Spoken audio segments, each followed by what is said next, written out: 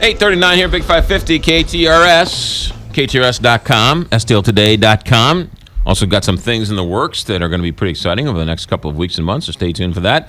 Every Monday we check in with David Stokes from the Show Me Institute. Good morning, David Stokes. Good morning, McGraw. Good morning, Kelly. Good morning. Normally we sit and chat about what we're going to talk about, but in terms of valuable show prep, I have absolutely no idea what you're bringing to the table today. I could try and lie, but I figured I'll just fall on my sword and say... You think too highly of your listeners to lie to them. That is correct. So I'm being honest and telling you that I was doing 17 of the things and I missed it. What are we talking about today? Well, this is why I also include Kelly on the show prep emails. Yes. Knowing that... Once you refresh my memory, then I'll be able to... No, it's great. Bills are being pre-filed before the state legislature now. Right. It started on December 1st for the session that begins in January. Yes. We've gotten a couple bills introduced by state senators to really take on the ticket abuse of municipalities throughout Missouri. We had Eric Schmidt on the show last week. Right, and I wanted to follow up on him, and Senator Scott Sifton, who I know is also a friend of the show, has also introduced a bill to take a different angle. Both of them supporters of Nurses for Newborns. Good for both of them. So that's why they're allowed to be mentioned on the show. That's why I mentioned that. That's why you're here, because you're a supporter as well. All right, what's going on? So what's the argument? Well, Senator Schmidt has his bill has gotten the most attention. It's just a direct sort of attack on the abuse. It's going to lower what's called the Macks Creek Law, right, which is the limit, which is currently set at 30%. That no city in Missouri can raise more than 30% of their funds from ticket revenue.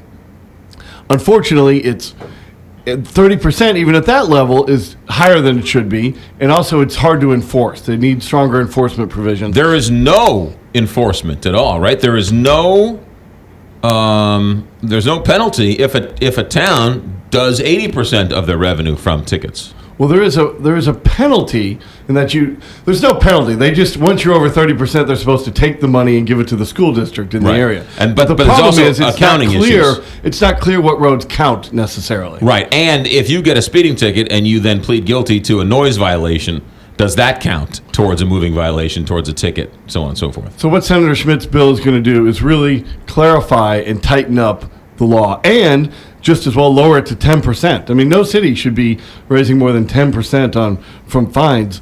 Bigger cities that aren't cities that are doing these types of tickets for safety, they may raise 1 or 2% of their money from tickets. I mean, that's what a general safety focused public safety focus will generate for you. But then you have St. Anne, whose mall goes out of business, so they go up from 10% to 30% within 2 years. Right. Because it's a conscious effort. We're going to fund everything through tickets on I-70. I mean, it's funny. It's also immoral. I mean, it is just awful what some of these cities do. You do have to laugh. It's so sad in some way. But the word city, though, should be used very loosely. Sparingly. Village, hamlet, some of these should be... Right. What is so sad is that this will not pass. Oh, I think it has a good chance of passing. You do? I do. You do. Why is that? Because I think You think the spotlight is too hot? The spotlight is there. The attention is there.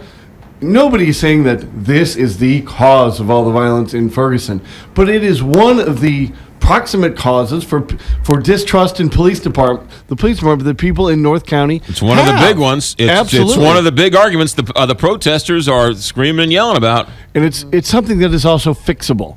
Not all these problems in Ferguson are fixable in a legislative session. Some are deeply ingrained and require long-term solutions and long-term conversations. Some of them, this being the main one, are fixable by the legislature. And with the focus on it and with bipartisan support, and Senator Sifton has introduced a similar bill that complements Senator Schmidt's bill. They're not competitors here. I think they'll get something done. Except that you're going to pick a city, pick St. Anne, right? 30% of their revenues comes from this. Where's St. Anne going to come up with that 20% revenue to keep their city going, to keep the mayor paid, to keep these police officers? They're going to fight this tooth and nail, or come up with another way to sort of gouge people who are driving by or someone living there. And so I don't have a whole lot of confidence in that this problem actually being solved. Well, I do, and I hope I hope I'm wrong. right. I hope I'm wrong. Senator Schmidt's right, and I hope Senator Sifton is right. Here, yes, there are several dozen cities out there that really abuse the Macks Creek law. Matter but of fact, most cities don't. I'm sorry. Eric Schmidt sat in that chair and said that the municipal league is against this bill. Right, and it's going to take the legislature to just ignore, work with the municipal league to come up with the best possible bill. But if they continue to fight with this, then you just have to defeat them. You just have to vote against them and say, sorry, municipal league. I mean, your cities are part of the problem and not part of the solution. And you know what? Then we'll take the St. Anne's and the Forestels and the Pine Lawns and the Lynn Creeks, which is in mid-Missouri.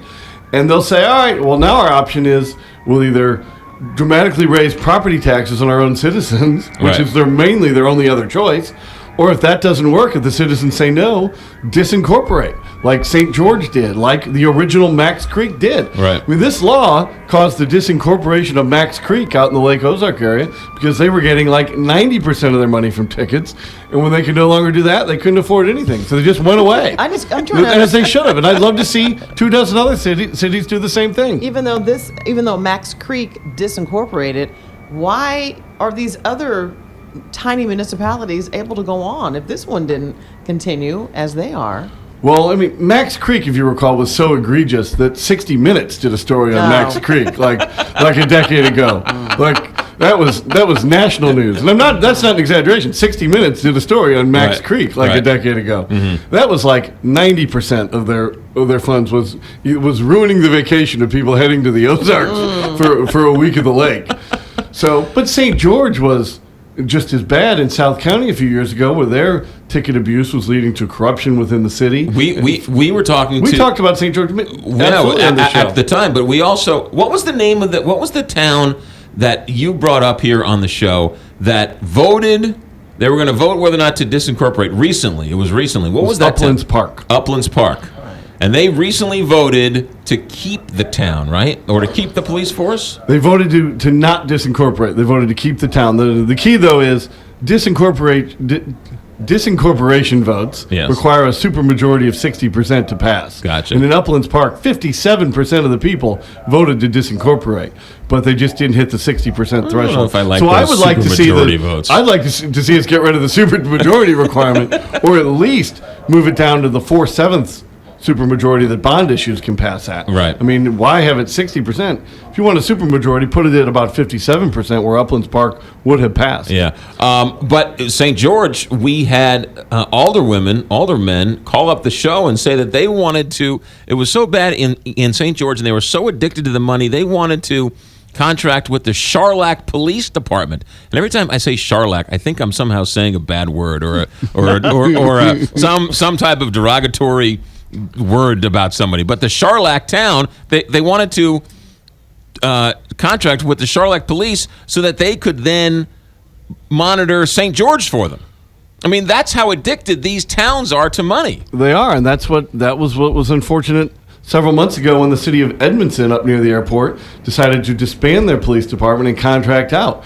That was a wonderful choice. The problem is, instead of contracting with St. Louis County, which would come in and do an excellent job but not raise ticket revenue for the sake of running your city, they contracted with St. Anne instead. So now you've got the St. Anne police raising money for two cities instead of one. It's like it's getting worse, not better in certain circumstances. It's beyond broken. The legislature has a role in fixing this. I'm confident I hope that they will. Senator Schmidt and Senator Sifton's bill, which is going to take away sales tax pool money from cities that abuse the Macks Creek law, that are in violation. That's a good bill as well. Both these bills, I hope, pass, and it's great to see the legislature get serious about it. Let's wait and see what happens.